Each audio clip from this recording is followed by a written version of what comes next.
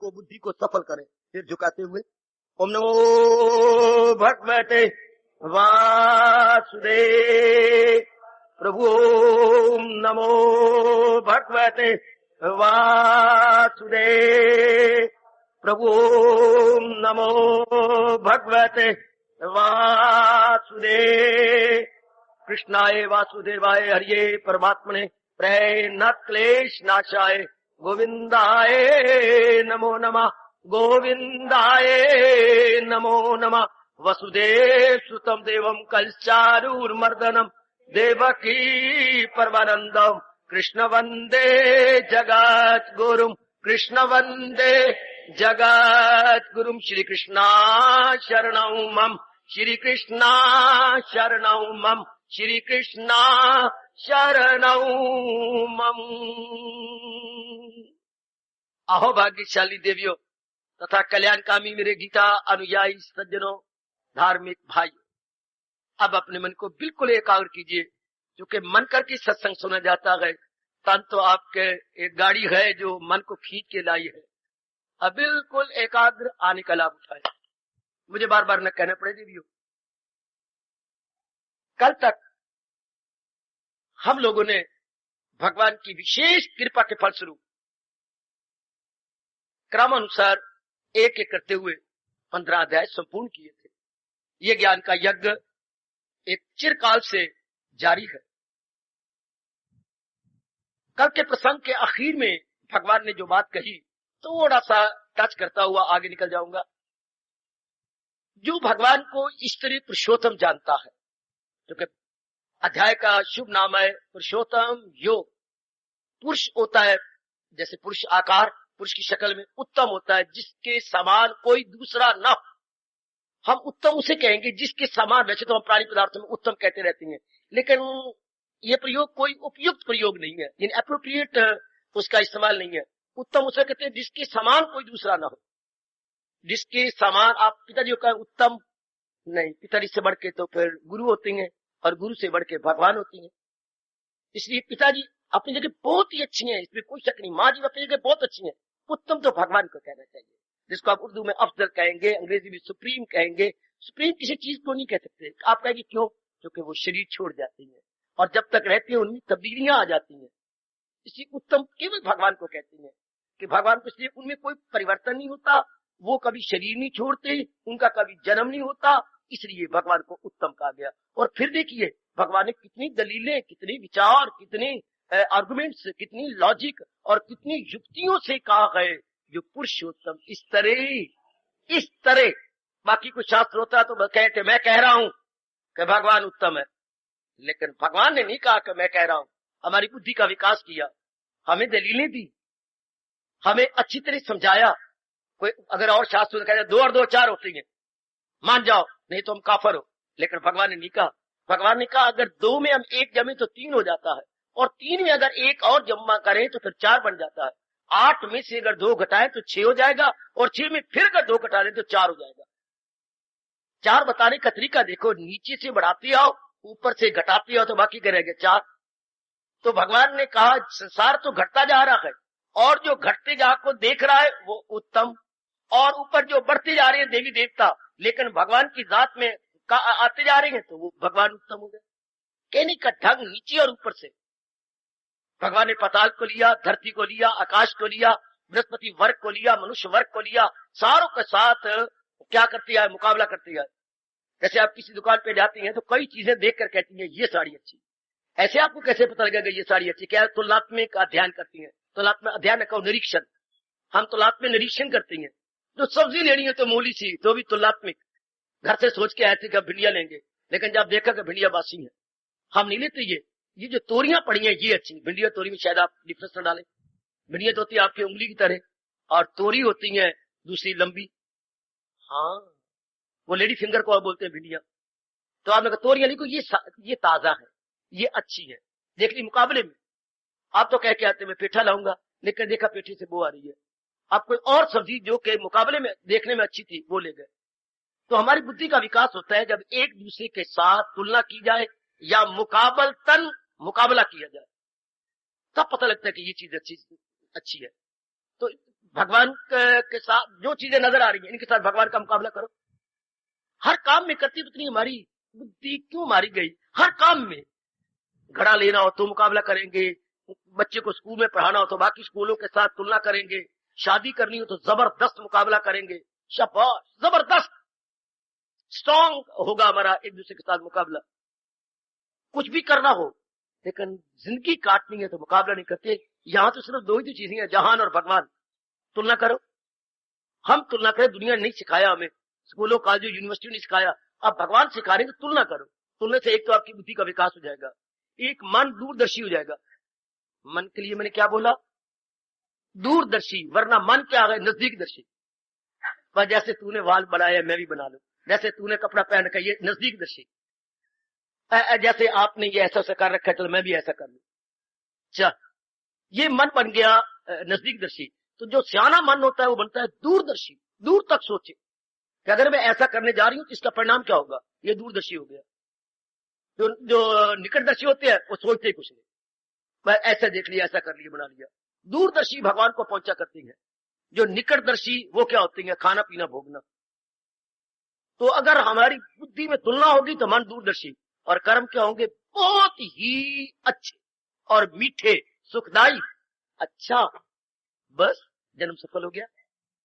तो महाराज जी ने इतना तुलना करने के पश्चात का पुरुषोत्तम इस तरह कहने के लिए क्या कितनी दलीलें दी? 18 श्लोक हमारे सामने रखे। कभी कभी जब भी समय मिल गया करें, आपको अपने कल्याण की कसम, आप भगवान जी की वाणी पर विचार किया करें। गप्पे शप्पे लड़ाने की बजाय, इर्द गिर्द बातें करने की बजाय, अपने पति अपने बच्चों की बातें करने की बजाय, भगवान आपको मैं कह रहा हूं, जहान वालों को नहीं कह रहा, केवल आपको जो कल्याण चाहती हैं या कल्याण करना चाहती हैं, आप भगवान की बातों पर, जैसे ये अध्याय है और आखिर में उन्होंने कहा, ये लास्ट बट वन, ये अंतिम श्लोक से पूर्व, अंतिम से पूर्व क्या जो पुरुषोत्तम इस तरह जाने मुझे, दिले हक नजर से उसकी बुद्धि मान गई, उसका मन मान गया। समझे मेरी बेटी? दिले हक, अंतर से सही रूप में जान लेना। कभी आप बात बात में हाँ कर देती हैं खुश करने के लिए, अंदर से आपका मन नहीं मानता। आप कई बार बात टलाने के अच्छा जी ठीक है, लेकिन अंदर से नहीं मान रहा होता। लेकिन ये तो कह रही है अंतर से, from the core of your heart. Urdu वाले बोलते हैं तय दिल से, हम कहेंगे शुद्ध अंतःकरण से। बड़ा प्यारा शब्द है हमारा, अंतःकरण, अंतःकरण से। यह और बोलूं हिंदी शब्द, अंतस्थल से, और मेरे पास कुछ शब्द नहीं, अंतस्थल, अंदर के तल से, बड़े गहरे उतर के। जैसे घड़े का तल होता है, नीचे वाला हिस्सा उसको बोलते हैं तल। अच्छा, और जो बाहर वाला, जो जहां पानी भरा पड़ा उसे तल बोलेंगे, और जो बोर घड़वंजी पर पड़ा हुआ निचला उसको क्या बोलेंगे? पेंदा। वो पेंदा है जो बार बार नजर आता है, जो अंदर से पानी भरा पड़ा वो तल हो गया। तो शब्द क्या बन गया? अंतस्थल, अंदर गहराई वाला मन, उससे जो मान जाए। इसके ऊपर वो जो इस तरह पुरुषोत्तम जाने मुझे, दिले हक नजर से जो माने मुझे, अंदर से मान गया कि वाकई भगवान के सिवा कोई उत्तम था नहीं, है नहीं, और यूं कहा करो होगा नहीं, ताकि मन के पास इतनी गुंजाइश न रह जाए इधर भागने की। था नहीं, भगवान से बढ़कर था नहीं। ध्यान देना मैं क्या बोल रहा हूं, ये मेरे महापुरुष ने सिखाया। था नहीं, है नहीं, आगे होगा नहीं। तीनों कालों को छू गए, कोई भगवान से बढ़कर उत्तम था नहीं। हम चले गए भूतकाल की ओर, उत्तम है नहीं, वर्तमान में आगे चलो, आगे कहीं मन ना भाग जाए। होगा नहीं, था नहीं, है नहीं, होगा नहीं, मन जम जाएगा भगवान। अब मन के लिए गुंजाइश ही नहीं रही इर्द गिर्द भागने की, इर्द गिर्द जाने की। पुरुषोत्तम इस तरह जाने मुझे, हाय दिले हक नजर से जो माने मुझे, वो तन मन से करता है भक्ति। आजकल भक्ति क्या हो रही है? शरीर से। हर वो वक्त कहां गया? वे परमात्मा कर मेर अपनी पूरी कृपा कर।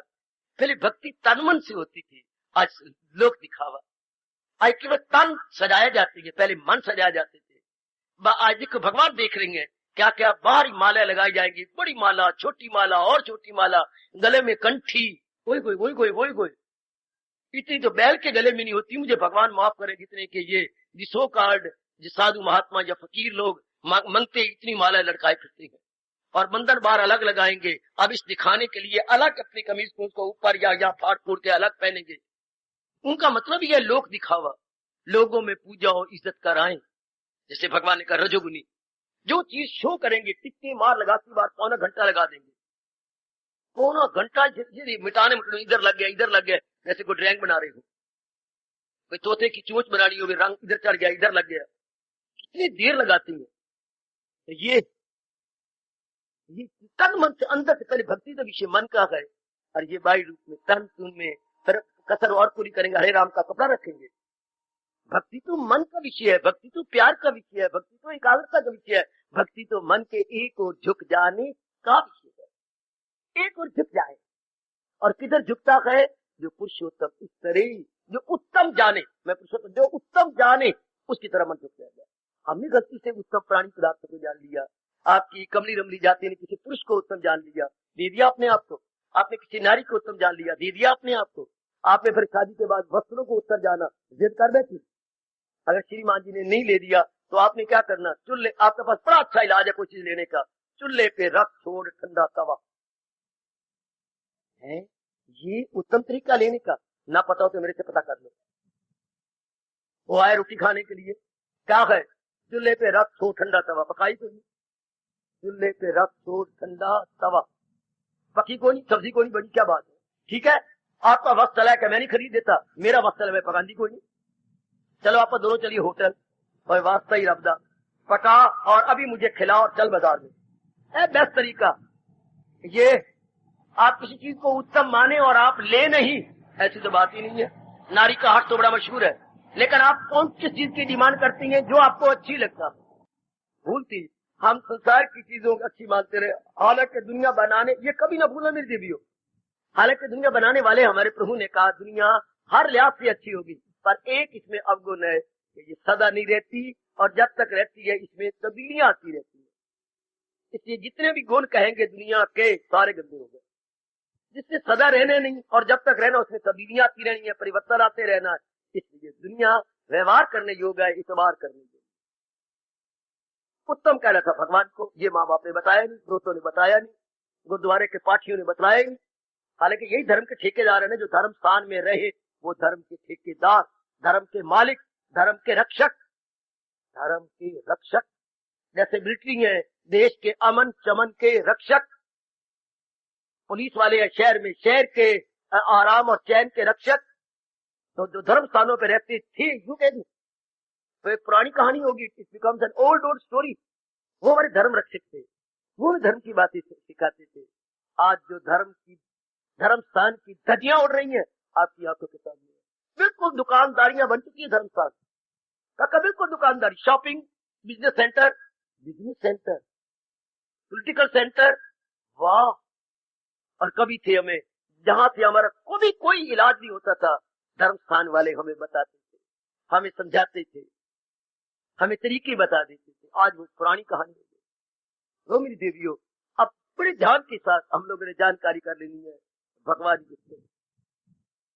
बस इस तरह पुरुषोत्तम जान दिले हक नजर से जो वो तन मन से करता है भक्ति, तन पर तो कोई प्रकट न करना, कोई बात, क्योंकि मैं घर बार छोड़ चुका हूँ, एक तरफ रहता हूँ, इसलिए महापुरुषों के बनाए हुए एक नियम को, एक लंबा सा चोला पहन लिया, एक विशेष उनकी वर्दी जैसे यूनिफॉर्म होता है स्कूलों कॉलेजों में, तो एक महापुरुषों का चलाया हुआ तरीका जो यूनिफॉर्म मैंने पहन ली, एक लंबा सा तरीका पहन लिया, लंबा चोला। अदरवाइज बारी कोई प्रकट ही ना करो कि आप भगवान के भक्त हैं, नहीं, ये सारा विषय ही मन का है, सारा विषय ही अपने आप को कुर्बान करने का है, अपने आप को निछावर करने का है, अपने आप को दे देना, सौंप देना। क्योंकि भक्ति विषय प्रेम का, और प्रेम किसके साथ होता है? मुकाबलतन अनेकों के साथ मुकाबला करके जब देखा जाए कि ये तुलनात्मक विवेचन से उत्तम है, बस मन गया। तेरी गली में आकर, बड़ा ठीक कह रहा है शरीर प्यार करने वाला, तेरी गली में आकर हम खो गए हैं दोनों, बहुत अच्छा था। तेरी गली में आकर हम खो गए हैं दोनों, ऐ मेरे प्रेम पात्र, मैं तुझे दिलो जान से चाहता हूँ, और तेरी गली में मैं तुझे देखने के लिए आया हूँ, और मैं तो हैरान हो गया हूँ, खो गए, तेरी गली में आकर हम खो गए हैं दोनों, दिल मुझको ढूंढता है, मैं दिल को ढूंढता, मेरा मन तो निकल गया, मेरे अंदर रहा ही नहीं। यह है प्रेम का विषय, यह भक्ति और उपासना का विषय है। मन अंदर तन को छोड़ देता है और अपने प्रेम पात्र के चरणों पे कुर्बान हो जाता है, चाहे शारीरिक प्यार हो और चाहे परमात्मा का प्यार हो। वो हो गया दिव्य प्रेम, ये हो गया शारीरिक प्रेम। शारीरिक प्रेम हमेशा के लिए टिकता नहीं, दिव्य प्रेम उत्तरों उत्तर बढ़ता जाता है। ये तब तक बढ़ता है जब तक आपकी शादी नहीं हुई, तब तक ये प्रेम बढ़ेगा, रुलाएगा, पिटाएगा। लेकिन जब शादी हो जाएगी बस फिर क्या होगा, दिन ब दिन घटने लग जाएगा। है एक बात रात की बता रहा हूं, शारीरिक प्यार तब तक बढ़ता रहता है, रुआएगा, पिटाता रहता है और खून सुखाता है, रात की नींद आराम, भूख भी गई, कब जब तक शादी नहीं हुई। क्योंकि शारीरिक प्यार की चोटी क्या है, शादी। सुनिए उसके बाद क्या होगा, घटने लग जाएगा। जैसे पूर्णिमा तक चंद्रमा की कलाएं बढ़ती जाएंगी, पूर्णिमा के बाद हर रोज एक एक कला घटती जाएगी। अच्छा, इसके बाद ये भगवान का प्यार जो दिव्य प्रेम है, उसमें क्या होता है, शुरू में बहुत कुर्बानी, रोना, और बाद में ये उत्तरों उत्तर बढ़ता जाएगा। तब तक बढ़ता जाएगा जब तक अपने आप को हम तल्लीन नहीं करते भगवान के अंदर। वो घटने लग जाएगा शादी के अंदर, ये बढ़ता ही जाएगा, बढ़ता ही जाएगा, बढ़ता ही जाएगा। ये नहीं घट सकता, ये और भी बढ़ेगा। ये खुमारी वो नहीं जिसे तुलसी उतार दे। अति सुंदर। तो आइएगा, वो तन मन से करता है भक्ति मेरी, हाँ ये लग जाएगा उसके अंदर, दिले हक नजर से जो माने मुझे, और तन मन से करता है भक्ति मेरी, वो अब तन मन से भगवान का प्यारा बन जाए, वो अपने आप को जुटा देगा। जो पुरुषोत्तम इस तरह जाने मुझे, दिले हक नजर से जो माने मुझे, तो भारत समझ बाखबर है। दारात बुद्धिमान तो वही है, बाकी बुद्धिमान नहीं है। इसलिए नहीं है कि कच्ची चीजों के साथ, टूटने वाली चीजों के साथ प्यार कर रहे, इसलिए बुद्धिमान नहीं कहा जाता। बुद्धिमान वो होता है जो बुद्धि से सोचे। और बुद्धि क्या सोचती है, आप में से कोई मुझे बता दे। बुद्धिमान वो जो बुद्धि सोचे, और बुद्धि क्या होती है, तो बुद्धिमान वही नहीं कहते जो बुद्धि से काम ले। धनवान कौन, जो धन से काम ले। विद्यावान कौन, जो विद्या, मैं कल ये कर रहा हूं, विद्यावान कौन जो विद्या से काम ले। धनवान कौन जो धन से काम ले। नादान कौन जो मूर्ख बन के काम ले। तो बुद्धिमान को जो बुद्धि से काम ले। और बुद्धि का काम क्या है, उचित अनुचित में तमीजी करना और उचित आपसे करवाना। अगर उचित अनुचित में तमीजी करे और उचित ना करे तो बुद्धिमान नहीं आप। काका करना है क्या और ना कर दिया, पता लगे ये करना है और ये करवा ले आपसे, तब आप बुद्धिमान होंगे। लोग मुंह से बातें तो बनाती हैं, लेकिन जो बनाती हैं वो करते नहीं है। बुद्धिमान वो जो मुंह से कहे और वो करे, करके दिखाए, उसको बुद्धिमान कहेंगे। आपको विदुषी कहेंगे, वो नारी बड़ी विदुषी है, बहुत ही बुद्धि वाली है, लेकिन बुद्धि की बात करते वैसे करें भी सही, वैसे बना ले, तो वो भगवान कहते बाखबर है वही, वो तन मन से करता है भक्त, वो भगवान के भक्त है। और बड़ी जल्दी तलीन जाती है। आजकल तो दिन ब दिन भगत घटते जा रहे हैं मेरे बच्चे। ये मंगते नहीं, भिखारी नहीं, ये तो एक चोला बना हुआ रोटी पवाने के लिए।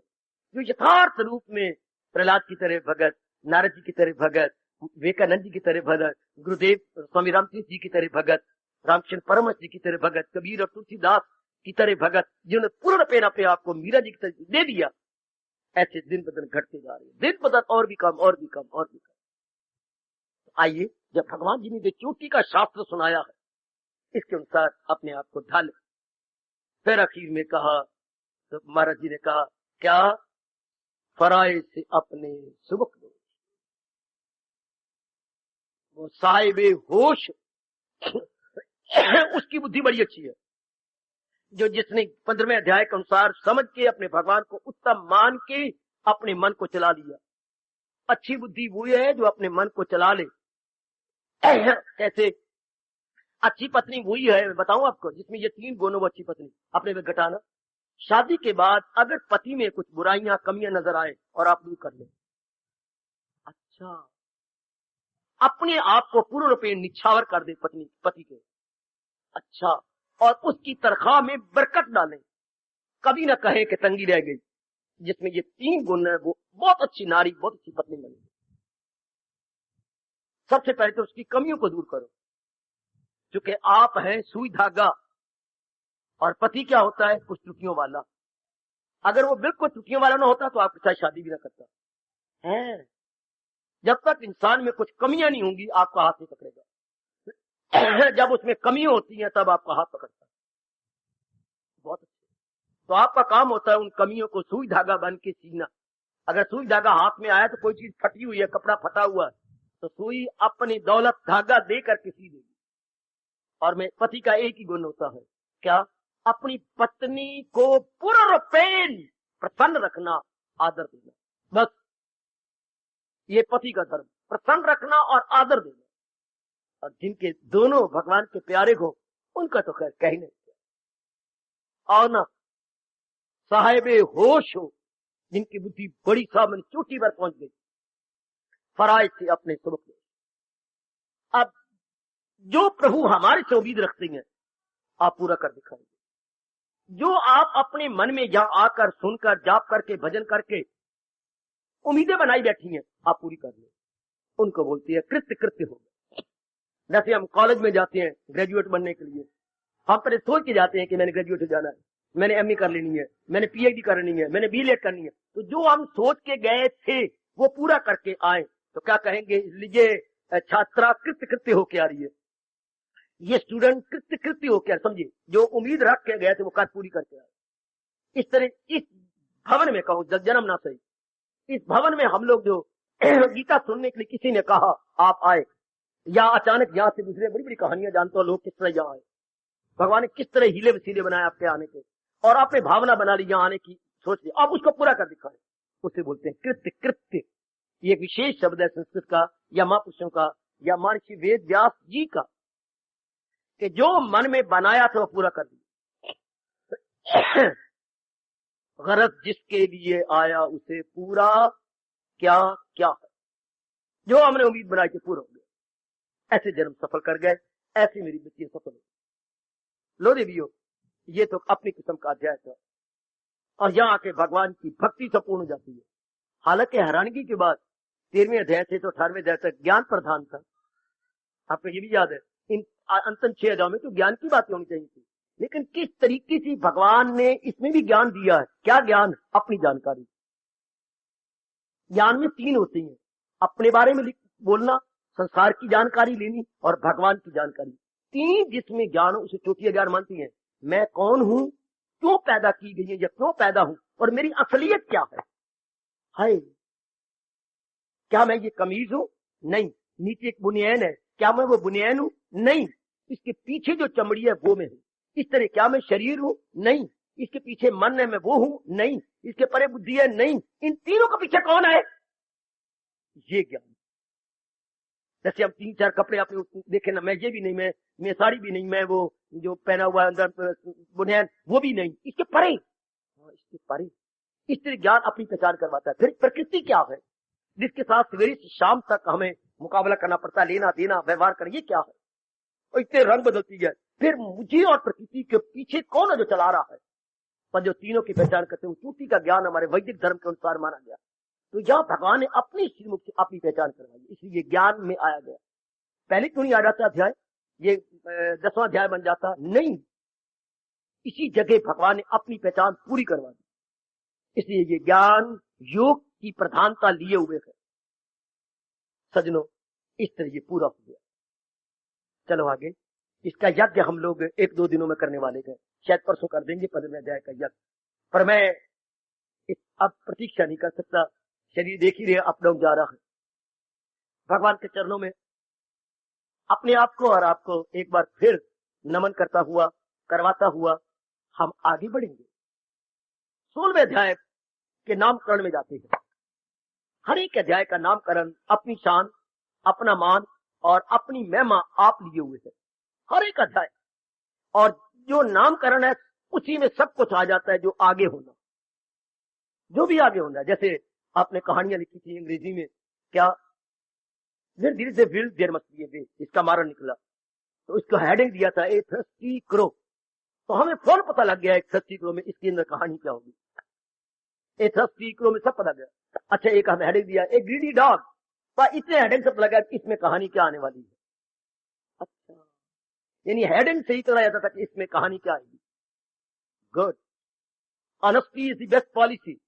इसमें आ जाएगा कैसे वो लकड़हारा ले जाया करता था, तो लकड़ी उसका कुल्हाड़ा अचानक नदी में गिर गया, तो आगे वो रोने लग गया, किनारे पे बैठे थे, किनारे पर पड़ी, मैं तो बड़ा गरीब था, अब मैं रोटी कहां से पालूंगा, मैं क्या करूं, ये तो दस्ता टूट गया।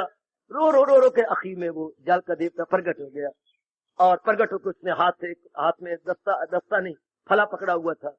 क्यों भाई, बड़ी मदद ध्वनि से, ये तुम्हारा है? नहीं, ये मेरा नहीं, मैं भले ही गरीब हूँ, लेकिन मैं ईमानदार गरीब आदमी हूँ। दो I am poor yet I am honest. कोई कोई होगा, दो I am poor yet I am honest, गरीब तो मैं हूँ लेकिन बेईमान नहीं हूँ। ये मेरा कुल्हाड़ नहीं, ये सोने का है। अच्छा, ये तेरा है? ये भी मेरा नहीं, ये चांदी का है। तो जल देवता, वरुण देवता बड़े प्रसन्न हो गए कि हाँ, मैंने इतना प्रलोभन दिया और ये प्रलोभन भी नहीं आया, तो फिर ये तेरा? हाँ, ये मेरा है, मुझे दे दो, मैं गुजर करूंगा घर का, मैं तेरे पे बहुत प्रसन्न हूँ। तो ये भी ले ले, और पारितोषिक में ये सोने का भी ले ले और चांदी का भी ले ले, वो आपकी मर्जी। जा अपनी गुर्बत काट, और जब कभी कठिनाई हो तो मुझे बता देना, मैं जल देवता हूँ, वरुण देवता हूँ।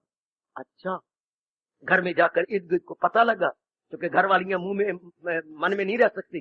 घर वाले ने कहा भी था बताई ना, बस आप कितने होशियार है।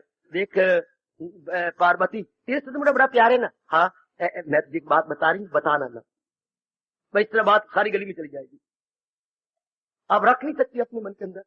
तो इस तरह हमारे घर में उसने अपने घर वाले को बताया, देखिए घर वाले जी, आप तो, आपसे मुझे प्यार है कोई नहीं, पर मैं बता रही हूँ, बताना ना किसी को। अच्छा, स्त्रियों को इतना बड़ा सोना मिल गया, चल मैं भी जाता हूँ। तो वो भी एक बनावटी डुप्लीकेट वुड कटर, डुप्लीकेट हमारा डुप्लीकेट क्या है भाई, डुप्लीकेट वुड कटर, वो पहुंच गया। हाँ, उसने भी जानबूझ के अपना वो डाल दिया और रोने लग गया झूठी मूठ। तो जल देवता में सोने के निकला, उसने कहा क्यों भाई, ये तेरा? यही तो है मेरा, फिर बेटे मुझे चल। वो अपना भी गवा बैठा। आखिर में महाराज क्या लिखा, honesty is the best part. ईमानदारी जो होती है बहुत अच्छी। अब जब भी कभी कहानी आएगी जो याद आ जाएगा।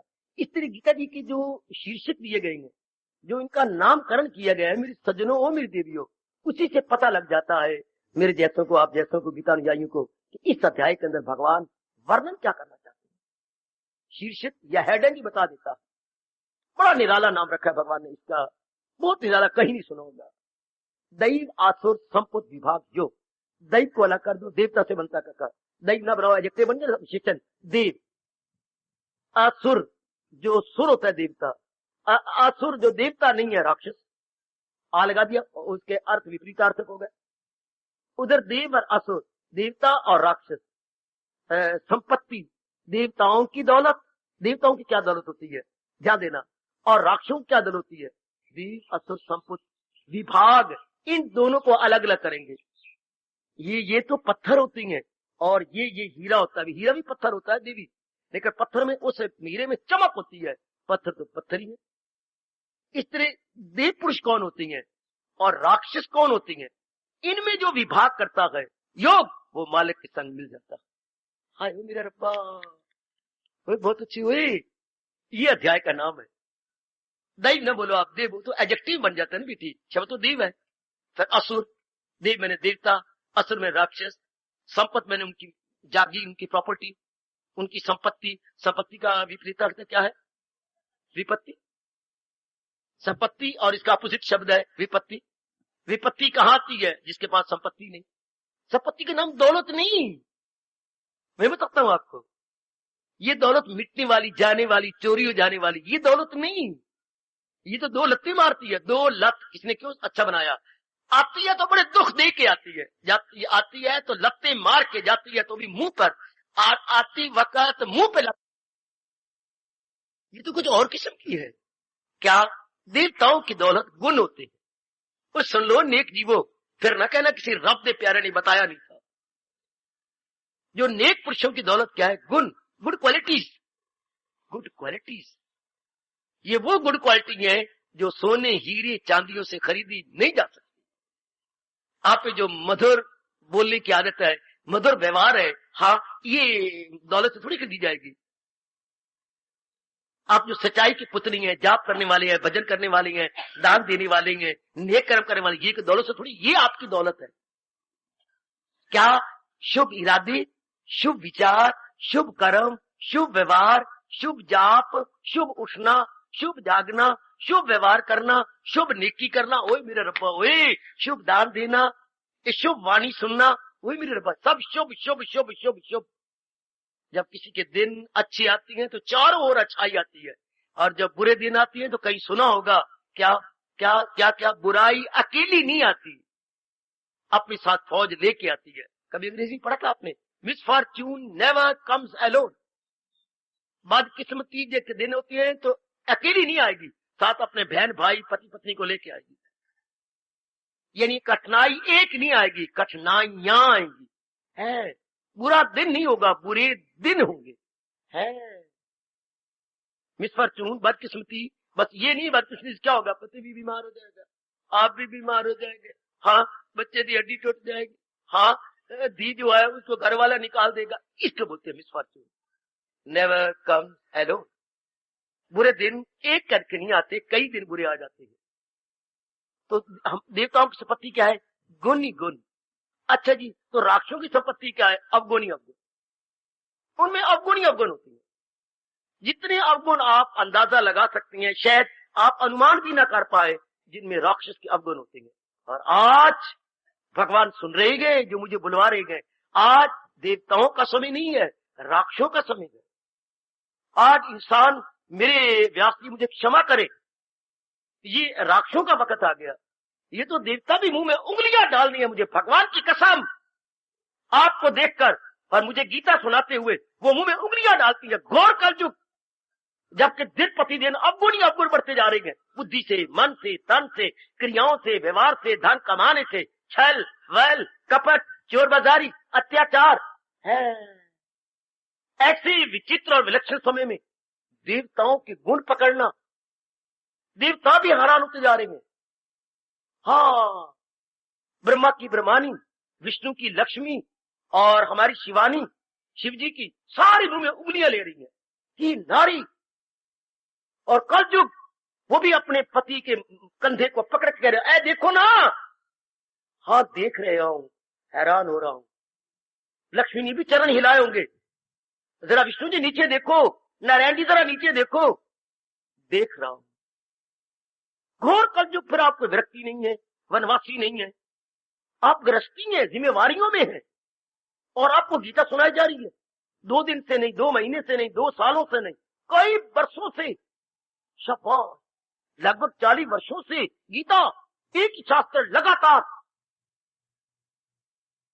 शाबाश। तो वक्त तो जा रहा है राक्षसों वाला, जबकि काम, क्रोध, मोह, लोभ, अहंकार, ये गंदी वृत्तियां का बोलबाला। उन दिनों आप नारी के चोले में या फिर बूढ़े बैठे होते, कंडेम माल सारा माले का वो भी नहीं है, बूढ़े उल्टे कम है, एक युवक ज्यादा, यंगस्टर ज्यादा है। देख लीजिए जरा आप, फिर प्रौढ़ावस्था वाले गए, तो इस सारे रल मिल करके भगवान की वाणी सुन रही है। तो वक्त जा रहा है राक्षसों वाला, राक्षसों के अवगुण। हाँ, वो उन्हीं अवगुणों के कारण से जलील होते हैं, खराब होते हैं, बर्बाद होते हैं। परमात्मा किसी को भी दुख नहीं देना चाहते, परमात्मा हर एक को सुख देना चाहती है, लेकिन कोई बुरा आदमी अपनी बुराई न छोड़े। तो भगवान ये साबित करना चाहते हैं कि बुरे आदमी दुख पा रहे अपनी बुराई के कारण से, और भला आदमी सुख पा रहा है अपनी भलाई के कारण से। गीता में केवल एक ही श्लोक है, मैं दोनों उंगलियां उठा के कह रहा हूं। पता नहीं भगवान ने 2 बार, 4 बार, 6 बार, 8 बार, 10 बार क्यों नहीं कहा, केवल एक बार ही कहा, मुझे क्या है, मैं तो कुम्हार हूं, मेरी आवी से कच्चे घड़े भी निकलते हैं और पक्के भी निकलते हैं। आवी तो एक ही होती है जिसको आग लगाई जाती है, उसमें कई कच्चे तो कई पक्के। हाँ, आवी एक ही है। मेरे वास्ते खल्क, देखो केवल एक श्लोक है, मैं आपका ध्यान खींच रहा हूं। गीता की पाठ करने वाली देवियों, ध्यान खींच रहा हूं। भगवान कहते कच्चे भी मेरे थे, पक्के भी मेरे, चुके दुनिया बनाने वाला कुम्हार तो रब है ना इससे मोहब्बत, ना उससे गजब, ना मुझे कच्चे गंदे लगती हैं, तो ना मुझे पक्के अच्छे लगते हैं। देखो रब कह रहा, कोई और नहीं कह रहा, दुनिया बनाने वाला नारायण कह रहा है, मेरे वास्ते खल्क जगता है सब, ना इससे मोहब्बत ना उससे गजब। अब देखो रब फंस गया, मगर वो जो पूजे बस इसको यकीनी, जो दिलो जान से मेरी भक्ति में लग गई है, दिलो जान से मेरी याद में लग गई है, दिलो जान से मेरे सिमरन में लग गए हैं, दिलो जान से मेरे उपदेश के अनुसार अपने जीवन को बनाने लग गए हैं। मैं करूं क्या? वो मुझ में गए, मैं हूं उनमें की, वो मुझे खींच लेते हैं। मैं खींचा वो नहीं, मैं खुद नहीं खींचा, मुझे खींच लेती है। जैसे लोहा कहे मैं तो अपनी जगह बैठा रहता हूं, पर मैं करूं क्या? इतना तीसरी मुझे खींच लेता। वो चुंबक में इतनी शक्ति है कि मैं उसकी ओर आकृष्ट हो जाता। तो गुणों में इतनी ताकत है कि जिससे गुण निकले गए वो भगवान खुश हो जाते, वो खींचे जाते हैं। क्योंकि गुणों का घर, आखिर गुण कहां से आए? भगवान से। अवगुण कहां से आए? प्रकृति से। हाय मेरे रब्बा, गुण भगवान से आती हैं, अच्छा, और अवगुण प्रकृति से आते हैं। ये क्या बात बता देता हूं। अवगुण तो खत्म किए जा सकते हैं, भस्मीभूत हो जाती है, लेकिन गुण भगवान का स्वभाव है, भस्मीभूत नहीं। गुण हमेशा रहेंगे। हाँ, वो गुणों घर भगवान और प्रकृति में 3 गुण है। इसलिए अवगुण प्रकृति में, अगर अवगुण आपका स्वभाव होता, पेट मरते आपका अवगुण न जाता। क्योंकि इंसान का काम गुण रखना है। गुण तो आप में पहले भी थे, ऊपर से संगत के कारण से अवगुण आ गए, तो ये चीज हटाई जा सकती है।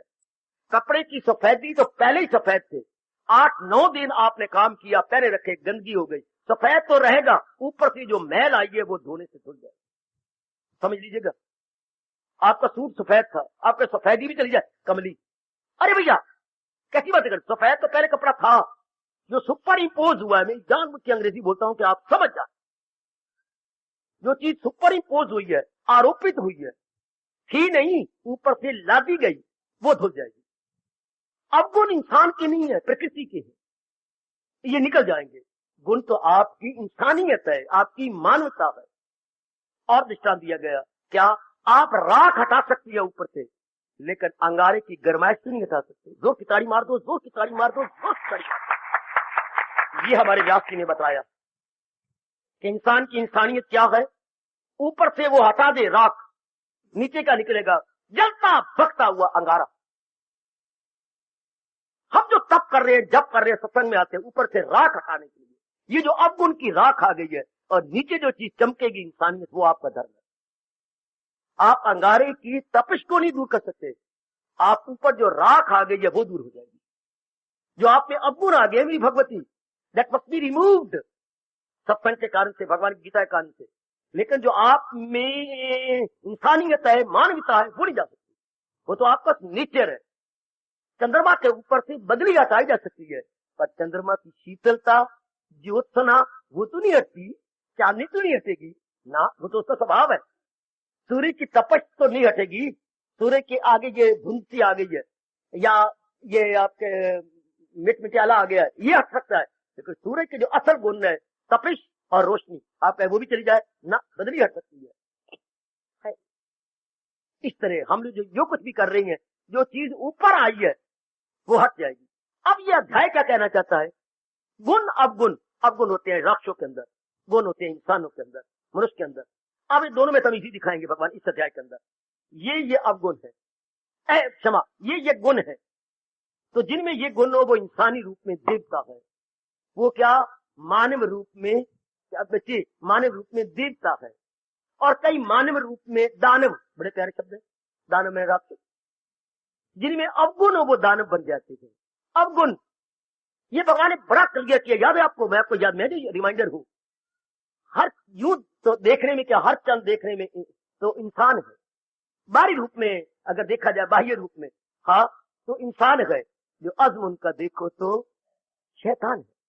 बाहरी अंगों रूप में देखा जाए तो इंसान नारी नजर आती है, पर ध्यान से देखा जाए तो कोई स्वरूप नखा है। हाय मेरे रब्बा, स्वरूप नखा गंदगी से भरी हुई, और कोई ध्यान से सीता है, कोई शल्या है, सावित्री है, कोई और कोई तारका है, कोई मेरे रब्बा।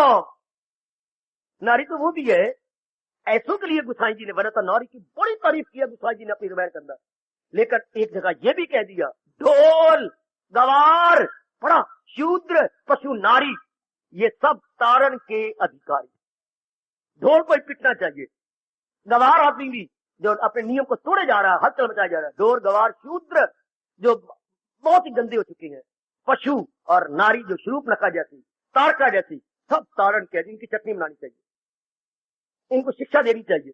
ये सब तारण के अधिकारी, ये ताड़ने योग्य है, इनको शिक्षा दी जाए मार पिटाई करके, क्या कहे संसार में अमन बना रहे, संसार में शांति बनी रहे। अगर ताड़कों को ना मारते तो कई ताड़का और बन जाती, शूर्पणखा को ना सजा मिलती तो कई शूर्पणखा वेश्याएं और बन जाती। अच्छा लक्ष्मणी लेते फिर राम तू ही ले ले, अच्छा राम तू लेता लक्ष्मण तू मुझे ब्याह लग, फिर पिटे हो तेरा। ये कोई बात बनी, इधर जा रहा इधर जमाना ही जा रहा है ना, चारों ओर यही जा रहे हैं। हर पल मेरे आज कितनी बढ़ती जा रही है। तो मेरी सरकार ये अध्याय क्लियर कर देगा, ये अवगुण है, ये गुण है। जिन्होंने अपना कल्याण करना है वो गुणों को पकड़ देवता बन जाए और मानव से देव पुरुष बन जाए, सुपरमैन। और ये जो अवगुण वाले उनके लिए तो गीता है ही नहीं, उनके लिए ना भगवान ना गीता ना इंसानियत, उनके लिए तो हैवानियत और शैतानियत है। वो दिन प्रतिदिन उसी में जाके सजा पाएंगे, जलील होंगे, दंड दिया जाएगा, बहुत बुरी तरह खराब होंगे। उनके लिए हमारा भारतीय कवि बिल्कुल मजेदार शब्दों में कहता है, क्या क्या क्या क्या क्या क्या क्या सुखर वो होता है इंसान ठोकरे खाने के बाद। पता नहीं 2 जन्म लगे कि कितने जन्म लगती है, ठोकर पे ठोकर, किक पे किक। जैसे फुटबॉल को फील्ड में किक पे किक दोनों तरफ की पार्टी वाले प्लेयर मारते थे, इसलिए उनको किक लगती है, तब कहेंगे kick, so many kick, not 1 2 3 but so many. ऐसी मेरी बेटियां ठोकर खा खा खा के आखिर में ज्योति की देवी बन जाती है। उनको उनका भी टाइम ही नहीं आया। वर्ग डिस्टिंग्विश करो, और भगवान खुद बताएंगे। जौहरी बताता है, पुत्र अगर बाप आपका जौहरी हो और आप बाप बड़े होते हैं तो आपको बिठा लिया पढ़ा करके, लो बेटे मेरे से सारा सीख ले, मैं आपको बताऊं। फिर आपको पता लगा पत्थर अलग है, ये जौहर जिनमें ये गुण है तो ये चमकीले हो, तो अब आपको पता लग जाएगा।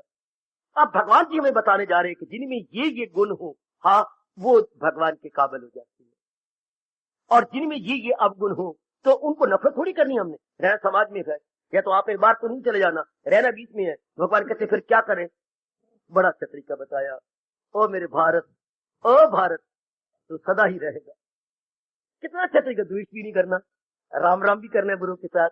हाँ व्यवहार भी शायद करना पड़े, चाचा आपका शायद ऐसा हो, शायद मामी ऐसी हो, या आपको रिश्तेदारी है तो छोड़ थोड़ा जाना है, लेकिन बहुत कम व्यवहार, बुरे से गए दूरी, बुरे का इलाज। क्या गजब था। इसको बोलती हैं मारना कुट सगी चा घुट। मैं बताया था आपको सगी कुटने के बाद, मैं किसी को मारना कुटना नहीं तो सगी दबा दो, पता ही लगेगा कभी इसके मरा कैसे, जहर खा के मोया बड़वा, या कैसे मरे है, या कैसी कहावत बनाई, मारना कुट सगी। बाकी करोगे तो पता लगेगा तलवार मारी है कि बर्छी मारी है कि गोली मारी है। तो अगर 4 आगी दबा दी तो क्या पता लगे, शायद तो फिर वापस आ जाती है। मारना कुट सगी का घुट। उनसे क्या करना है, दूर हट जाओ, व्यवहार न ज्यादा करो, लेन देन ज्यादा न करो। जो अवगुणों से पुतले हैं उन्होंने सजा पानी है ना। फिर महापुरुष ने बताया, दृष्टांत दिया, अवगुणों के साथ अगर तुम लोग लगे रहोगे तो मार खा लोगे भगवान से। राजहंस की दोस्ती कौवे के साथ हो गई। राजहंसनी ने कहा भी सही, हमें इनके साथ नहीं करनी चाहिए, ये बड़े चालाक होती हैं, हमें अपनी जाति साथ सजातीय के साथ करनी चाहिए, ये विजातीय। पर वो राजहंस नहीं माना, उसके करता रहा, इकट्ठे फिरना आना जाना। एक बार क्या हुआ, दोनों इकट्ठे जा रहे थे। राजहंस अपनी चाल में बराबर चलता है, कौवा कभी तेज हुआ कभी कम हुआ, कभी द्रुत गति से कभी मंद गति से चलते रहते हैं। नीचे राजकुमार शिकार खेलने जा रहा था, राजहंस तो आगे गुजर गया, पीछे से कौवे ने बिट कर दी, उसको आ गया क्रोध, उसने मारी तीर और राजहंस को मार दिया। हाय, अब उस वक्त राजहंस ने कहा, मैंने कहा था ना कि ऐसे बुरों के साथ संगति नहीं करनी चाहिए, कसूर इसका मारे गए आप।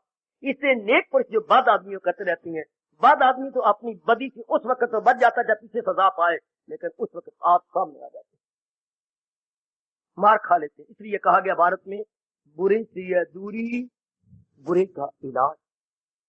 अब ये दोनों में जो गुण और अवगुण बताए जाएंगे, भगवान कहते हैं ले ये पकड़ ले और मेरे दीदार के काबिल हो जा, योग मेरे में मिल जा। दैव आसुर संपुत, यानी वो जागीर, गुणों की जागीर ले ले, गुणों की संपत्ति ले ले। बेटे संपत्ति, गुणों की संपत्ति लेके मेरे काबिल हो जा। और वो अवगुणों की संपत्ति लेके क्या किसके काबिल होंगे, आदि व्याधि और उपाय, वो भी तो किसी काबिल ही होंगे ना, जरूर। गम बेहिसाब उनको दिल होते रहे। ऐसे व्यक्तियों को रब देना, रब ने सिखाना है दुख दे के, कष्ट देकर। अब इस तरीके से बता के हमें बताया जाएगा, बस तो इस तरीके से चल। इस अध्याय का हमारे पर मेरी देवी और सजनों बड़ा भारी आसान है, जो बता रहा है कि आदमी आदमी में अंतर, कोई हीरा ते कोई, यही कहावत है हमारे देश के अंदर। देखने में तो आदमी आदमी है, लेकिन गुणों में देखो तो हीरे समान, अवगुणों में देखो तो कंकर समान। नारी कोई सीता समान है और कोई मैंने अभी कहा तार का समान है। शरीर रूप में तो दोनों नारियां हैं, लेकिन वही बड़ा भारी अंतर है, बड़ा भारी अंतर। पत्थर कोई 10 का भी ना दे और वही हीरा भी पत्थर होता है, लाख लाख 2-2 लाख का हीरा निकल बेच जाता है अपने गुणों के कारण से। अब भगवान इस अध्याय बताना चाहते हैं कल्याणकामी जीवों को कि अगर कल्याण करना चाहता है इन गुणों को ले ले। सीधी बात। कोई कॉलेज में चला गया, प्रिंसिपल के पास गया,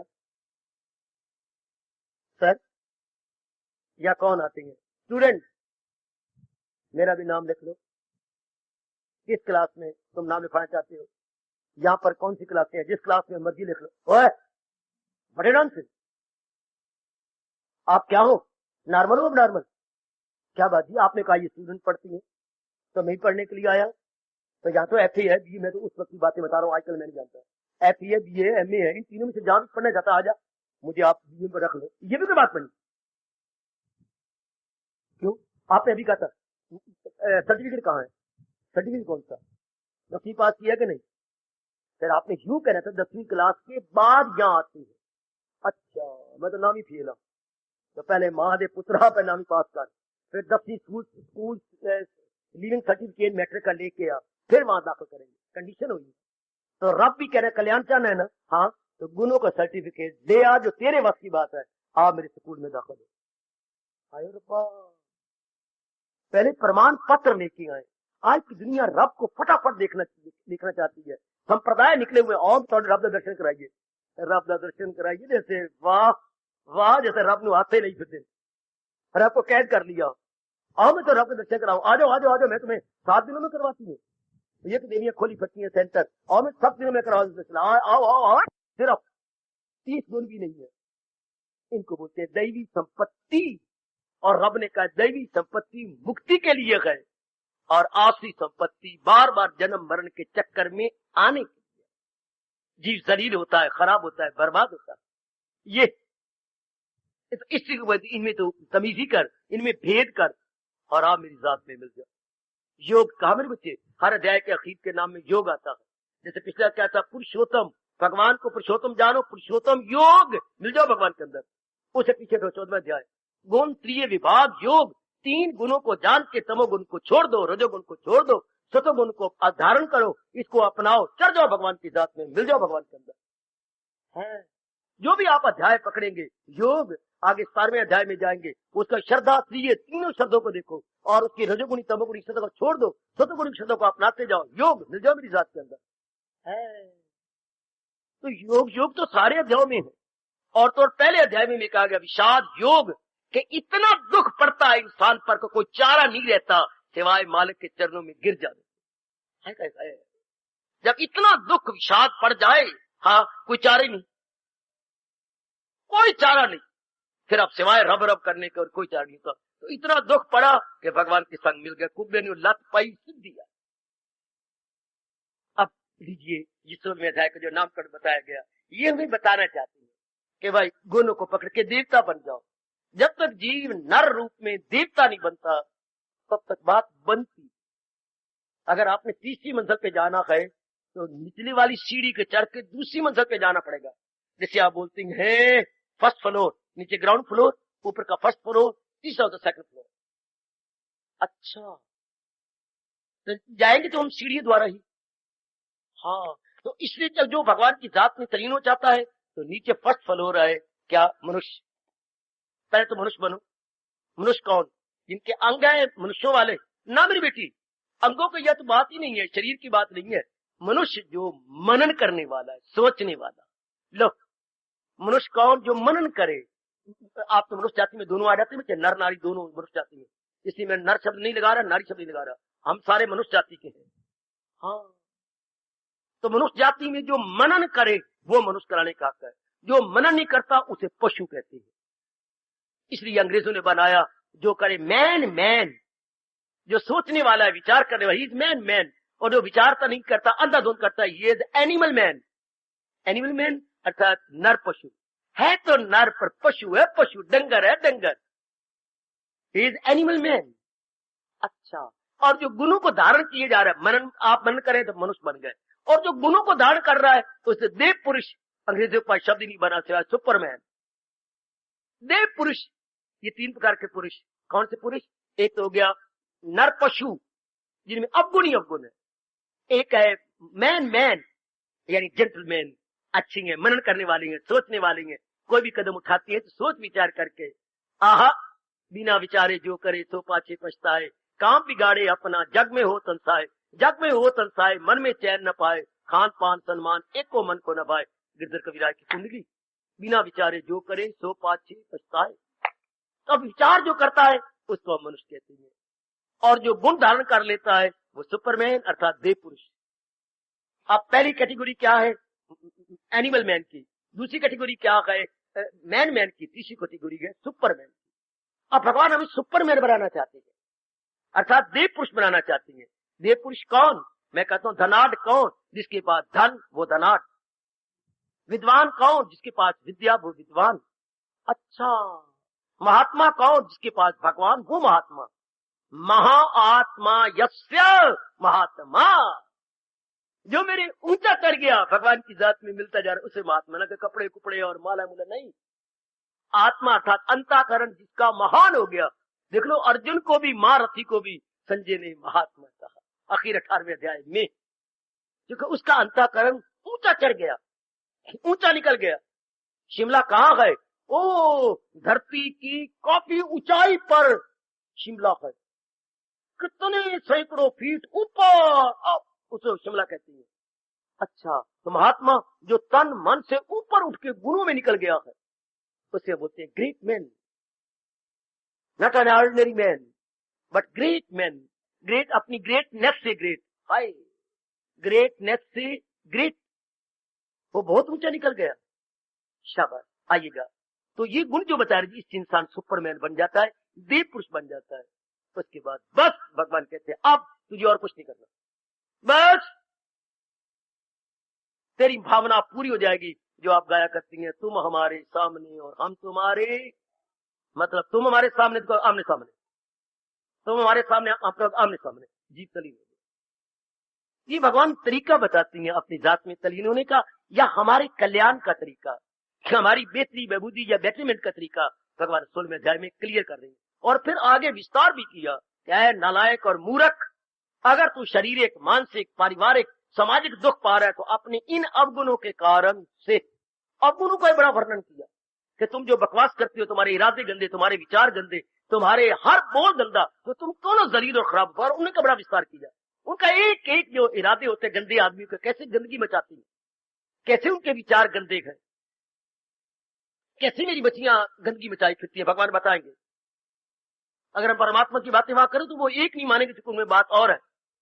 तो अगर कोई आप जैसा कह दे फिर जी सृष्टि कैसे बनाई है, बेवकूफ तुम तो नारायण हो, सृष्टि क्या है?